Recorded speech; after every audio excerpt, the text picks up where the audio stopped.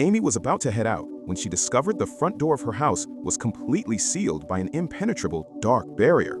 At first she thought it was her boyfriend Matt's prank, but upon opening a window, she found the dark barrier blocking there too. The two of them hurried to inspect all the windows and found every door and window had all been encased by the dark barrier. A wave of sheer panic washed over them. They clearly lived on the 18th floor. How could there possibly be a solid wall outside the window? They wanted to call for help, but found their phones had no signal and the Wi-Fi network was entirely down. They tried searching for a signal everywhere, but as they got close to the barrier, they were shocked to find the phone screen started shaking, and the closer they got, the more violently the screen shook. It seemed there was a strange magnetic field behind the barrier, since the signal could not pass through the wall. Then try a physical method, Matt suggested. Amy picked up a heavy-duty drill and tried to bore into the dark barrier, but when the drill bit hit the wall, it had no effect at all. The two decided to increase the force and use the drill together. The drill bit was almost smoking, but the barrier still had no damage at all. Matt decided to drill from the internal wall near the door, but after breaking through, something solid seemed to be blocking it. It looked like the entire room was hermetically sealed, but they didn't want to give up. They started drilling from all corners of the room, trying to find a way out. But the truth was, all of the outer walls of the house had already been encased by the dark barrier. But just as the two were in despair, they suddenly heard muffled noise from the neighbors next door.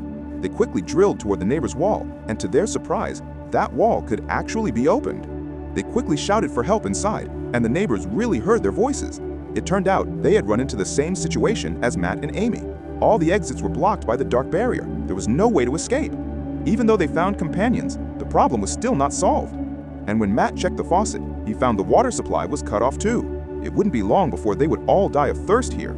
Thinking of this, Matt angrily hurled his phone against the wall, then fell into silence. But as he sat there, he suddenly noticed there seemed to be a white dot on the dark barrier. Looking closer, it turned out to be a small piece from the phone he had smashed. The magnetic pull of the barrier was surprisingly strong, and Matt seemed to realize something. So he brought all kinds of metal utensils and objects and spread them evenly on the dark barrier.